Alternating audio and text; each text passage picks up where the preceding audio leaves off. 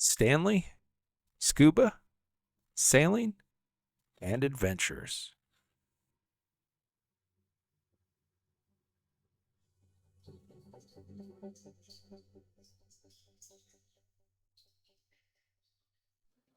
This is Test It Tuesday, where we unbox, evaluate, and field test products in real-world conditions, then share honest and unbiased results. I appreciate you being here with me at the Stanley, Scuba, Sailing, and Adventures World Headquarters. If you haven't already, please hit that subscribe button. Today, we're going to take a look at the OrcaTorch D530V. Again, this is the OrcaTorch D530V, V standing for video light. So as usual on Test It Tuesday, we'll start with the inventory and then we'll do the field test. First thing I notice is that it's arrived in this nice crush-proof travel box. The zipper operates nice and smoothly. And inside we have our dive light. Looks like 2 rechargeable batteries. We have a mounting arm with a 1-inch ball. And I will absolutely use this for my setup. I'll show you a picture of the camera configuration. We'll go through the accessories first. The standard wrist lanyard. And we have 1, 2, 3 pre-lubricated spare O-rings. Next we have our charging cable, USB to USB-C. Warranty card. And this spare ring is for the mounting bracket.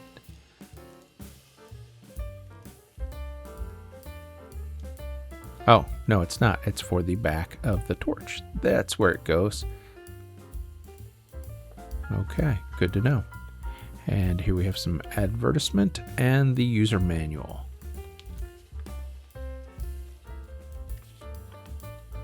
Let's check out the highlights here. Technical parameters, 1200 lumens on high, 470 on low. Runtime on high is about 1.5 hours, and on low is nearly 3 hours.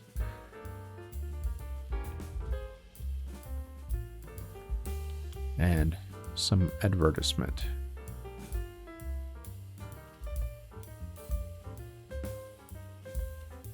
I always like to flip through these and see if there's anything new and exciting.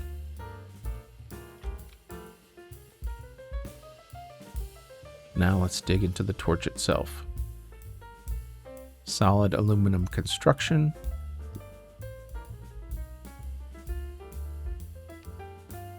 The button has a good feel to it.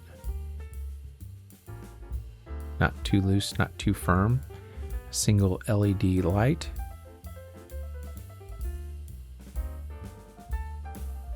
And that rubber ring on the end is for grip. You can really feel that when you start to twist to open the torch. And here we have a 3 O-ring design. You can see those O-rings are lubricated. Solid aluminum wall on the torch itself. Very sturdy construction.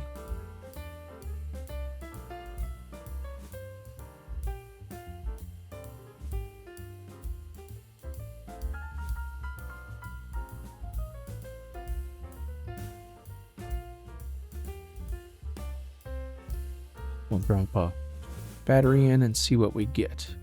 I love these that have the port right in the battery. That's such a nice design. You can see that little hole on the top of the battery. That's the LED indicator that will let me know when the battery is fully charged.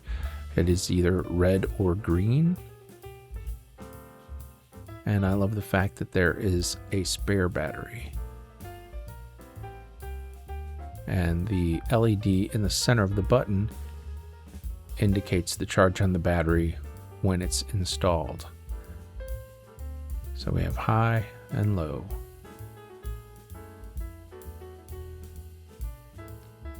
It really puts out a lot of light for such a compact design. I believe it's advertised as 1200 lumens on high. I think we just read that. Now it's time to get the light out in the field and test it. This is the configuration I'll be using for this first video. You see I have the video mounted on a tray system with my action camera. I do have a wide angle lens on the action camera, but it's folded down, and I will not be using the wide angled lens for this first video. One of the challenges with underwater photography and videography is bringing back the natural colors that disappear as you descend. The OrcaTorch D530V is designed specifically as a compact underwater video light to help restore those colors while providing smooth, even illumination across your frame. The D530V puts out about 1200 lumens. What I think really stands out is just how wide the beam is. Instead of concentrating all that light into a narrow hotspot, it spreads it across about 120 degrees. That's exactly what you want for underwater video because it helps light the entire scene more evenly instead of leaving you with that bright center and dark edges.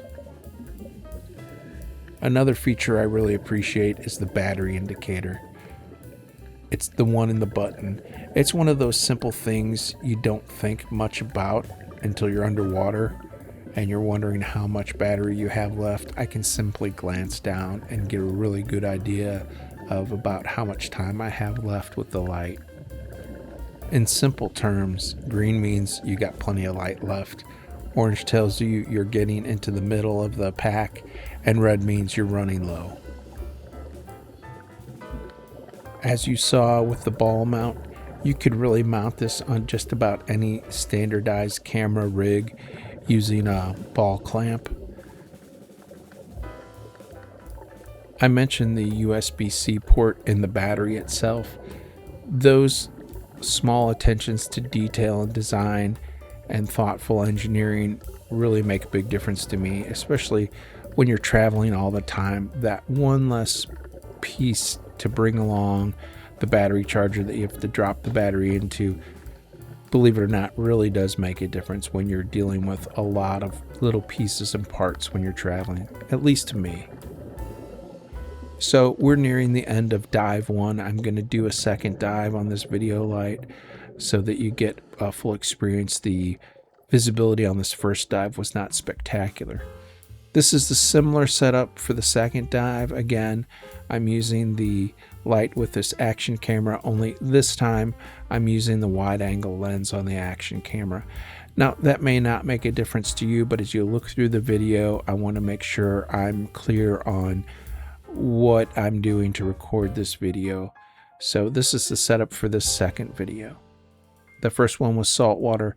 This one will be freshwater. The visibility on this dive was 5 to 7 feet, probably closer to 5, and it was overcast. You could see here when I turn the lights off and on, now we're off, but I'm cycling through the lights like I did in the first video. Toward the end of this, I'm just going to leave the light on bright and shoot some video so you get an idea of what it looks like. Here you can see the light reaching the fish and how that reflection and their scale really lights up with the video light. Again, not spectacular visibility on this dive, 5, maybe 7 feet at times. Freshwater, I'm at about 17 feet deep, and this was a very overcast day. Occasionally the clouds will part and we'll get some sunshine, and you'll actually see that difference when the ambient light comes through. Final thoughts on the OrcaTorch D530V. This is a great compact video light. It's great for travel. It's a solid aluminum construction. There's an indicator in the switch so you know how much battery life you've got left. The batteries, it comes with two, so you have an extra battery you can swap out between dives with a charging port right in the battery. That's one of my favorite things. One less thing to carry around. I don't need that extra little thing to plug the battery into. It's another piece for me to lose or to break. So that simple design of having the charging port in the battery for me is something I really appreciate. In terms of battery life, I believe they advertised an hour and a half at the high setting. I took the light on multiple dives, most of the time running it at high, and it exceeded the hour and a half performance they advertised. Now, I can't tell you down to the minute what it was, but I know it was over an hour and a half. There are many factors to consider in underwater videography. Obviously, the water clarity, but the lighting. The lighting is critical. The position of the light, the beam angle, the distance to the subject, and then you've got to consider your buoyancy and trim, camera movement, and then composition. And also the marine life behavior, right? Is there anything interesting to even look at? And then you have some ambient light. As I mentioned, this day was extremely overcast, but we'd have periods where the clouds would all of a sudden just clear and you'd get this additional light. So all of these things play into it. I try to demonstrate the light in a place where it's fairly dark. We don't have a lot of light noise or ambient light that affects what we're seeing, the performance of the video light. So I really tried to get into areas and places where that wasn't going to factor in. So hopefully what you're seeing here is all video light, and I tried to do that. Obviously you can't do that 100% all the time. And in addition, I try to keep the camera still as best I can, and that's why I use a tray, and also explained when I'm using a lens and when I'm not using a lens. So hopefully this information is helpful and allows you to make an informed decision about this particular video light.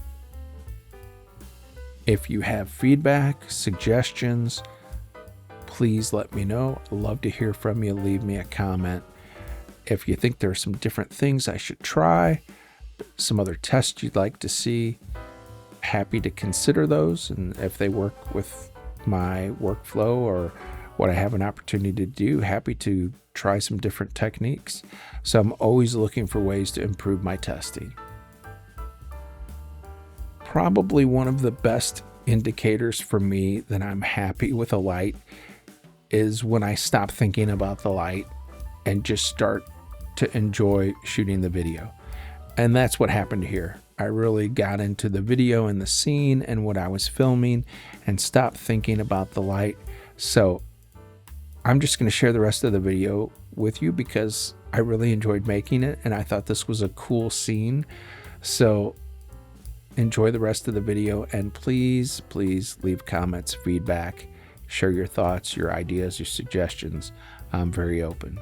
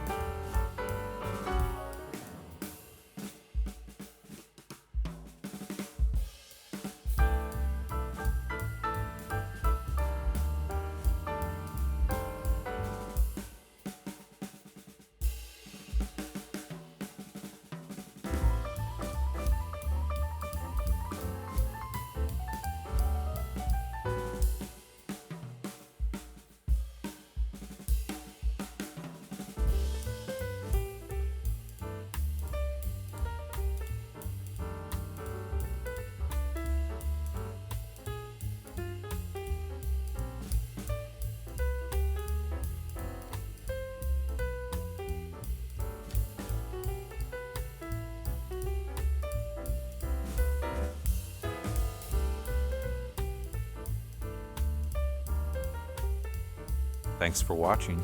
Please don't forget to subscribe, like, and comment.